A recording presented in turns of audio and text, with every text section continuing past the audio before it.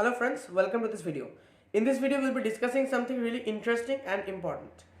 So to start with, what is the null hypothesis? It is of course, as many of you know, it is studied under statistics, and the null hypothesis is a very important, like whenever you're doing an experiment, so to determine whether your results are statistically significant or not, you need the null hypothesis. Let's consider a simple example. Suppose I claim that I can make the sun rise by my mind power. Like if I want the sun to rise, the sun will rise. Suppose I claim this. So of course you disagree with me. So I ask you that watch the east at the dawn, okay, say at 5 a.m. or so, you see the sun rises, and I claim that this is due to my my mind power, because I ask the sun to rise, the sun rises. So technically I am correct. Why? Because my prediction was that the sun would rise, and the sun does rise. So I'm correct technically. So how do you prove me wrong? Of course the sun does not depend on my mind power. So how do you prove me wrong? This is where the null hypothesis comes in. You ask me, okay, so this, you want the sun to rise and the sun rises. So if this is true, then if you don't want the sun to rise, the sun should not rise. Like if the sun really depends on you. But even if I don't want the sun to rise, the sun does rises. And this is where I am proven wrong. This is the null hypothesis. For your results to be correct, your results should not only be consistent with your predictions, they should also be in contradiction with the negation of your prediction. They should be in contradiction with the opposite, with the negation of your prediction. So that is the null hypothesis. Suppose you want to prove that there is some link between A and B. A and B could be anything, okay? There is some link between A and B. That's what you want to prove.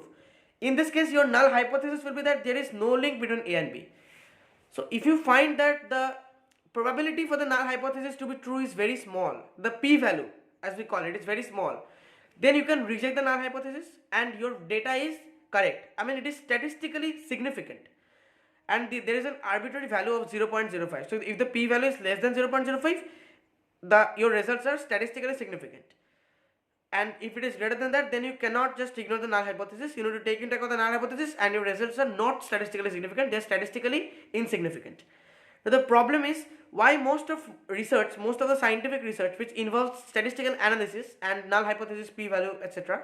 are wrong. Most of them are wrong, or not most of them perhaps, but many of them are wrong. Why?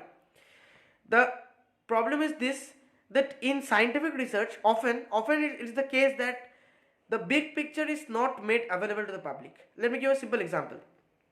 Suppose I want to prove that, I don't want to prove, suppose I want to find out whether there is a relation between a candy and a particular type of disease. Okay, so I do some experiments and I find that there is no such relation. At least my results are not statistically significant. My results are not, I mean, statistically insignificant. Okay, so now I ask myself, maybe the color of the candy matters. Okay, so let's say I take 20 different candies of different colors, red, green, blue, whatever, and I do the experiment with each of them. Suppose in every case I find my results are statistically insignificant, the p-value is greater than 0.05. But in one case, say for a blue candy, I find that the p-value is less than 0.05. So of course then I conclude that okay, so there is a link between blue candy and this particular disease. Next day in the newspapers there will be headlines that scientists find a link between blue candy and this particular disease. The results are statistically significant and blah blah blah. And this is enough to convince most people actually. Even some scientists, this is enough to convince, right? But this is actually wrong. In 20 cases, like out of the 20 cases, I will get a p-value less than 0.05 in one case. It is perfectly possible out of sheer chance, out of sheer luck. This does not prove that there is really a link between the blue candy and the disease. This doesn't prove that. Maybe there is no link. Okay, so this is the problem. Now what happens? Let's like go forward with the story a little. Then 20 different researchers in 20 different labs across the world, they do experiments with the blue candy alone to find out whether I'm right or not, right? With the blue candy alone. Suppose 19 groups find that there is no statistically significant result. There is no link between the blue candy and the disease. But one person, the other scientist, he finds that yes, there is some link. So he finds it by pure chance. 1 by 20 probability, that's possible, right? So he finds it by pure chance, but he believes that I am correct. I have proved this theory to be correct. Now what happens? So the person who finds that there is some link, he publishes his papers, he trumpets the fact, and that is like accepted in the scientific community. But where does the other 19 papers go? They are not accepted for publication in any journal, because Journals accepted paper only if your results are statistically significant. No journal is going to publish that you did some experiments and find some statistically insignificant result. This is the problem. The public should know everything. The public should know that 20 experiments were conducted and 19 found that there is no link. But the public doesn't get to know this. 19 papers are not even written, or even if they're written, they are not published. That is the problem. Scientists have to publish paper. That is a part of their career. And the problem is that some scientists, maybe intentionally or maybe unintentionally, mostly unintentionally, they subconsciously they tweak the circumstances, and they even ignore some important, some non-trivial conditions, some circumstances, so that their p-value is, their results are statistically significant, because they know that if otherwise the journal will not publish that. This needs to be changed, and some journals are already changing this. Statistically insignificant experiments should also be published. This is one problem with modern scientific research. The problem is that we don't have the big picture. We are aware only of those two papers, the first one and the second one, but we're not aware of the 19 experiments that showed that there are no statistically significant result. This is the problem. Another problem I would like to point out is that it's called regression to the mean. So basically the idea is that, and this is true actually, this phenomenon has been observed in businesses, in heredity, and many more. So this is a widely, this is a universal phenomenon, sort of. It's basically, there is some, to give the intuition, there's some average line. If you're above the line, over time you must come down below. You will tend to come down below toward the average. And if you're below, you will tend to rise up. So let me give an example, for instance. Okay, so suppose your parents are very tall. I mean, they are not only taller than the average, they are extremely tall. They are way more taller than the average. So suppose you, being their offspring, you are also likely to be tall.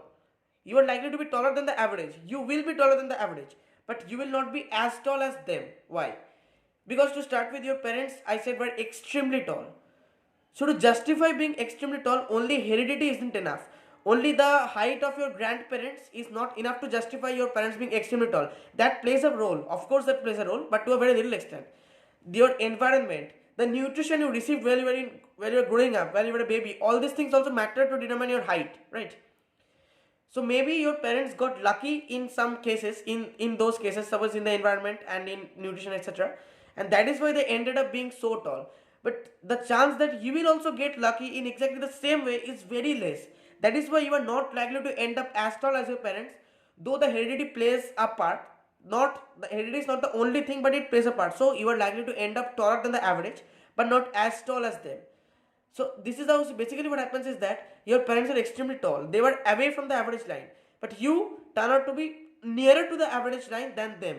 Your offspring thus will be shorter still, and soon like this you will the converge. I mean not converge exactly. You will move towards the average line. So this is called the regression to the mean effect. So like for instance in businesses, in competitions and all, so see big businesses, the best big business probably, over time they will become worse, they will come down, and the worst business will go up. This happens because when a business is best, it is not only due to their policies and their business knowledge. Some part of luck also plays some part, but luck will not stay by your time forever. Okay, over time luck will leave your side, and that's why there will be a significant drop. But that doesn't mean that the best business will suddenly become the worst, of course not, but they will drop. So this is the regression to the mean effect. Now the problem this poses to scientific research is that, for example, you have designed a tablet or a medicine for obesity. So you give the tablet to extremely obese people. Mark my words, extremely obese people, not just obese, they are extremely obese. Not just more fat than the average, they are way more fatter than the average.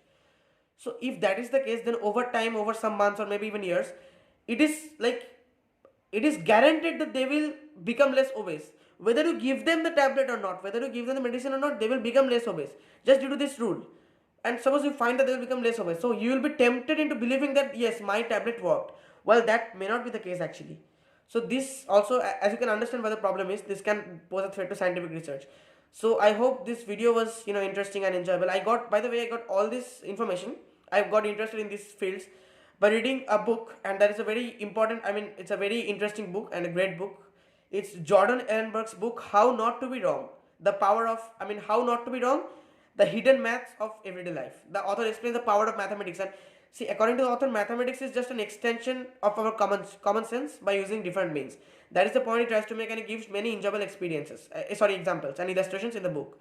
So the things that points I discussed in this video today, all of them are taken from that book. So I would like to recommend that book to you, whoever you are, and that's that. So thanks for watching. Thank you very much.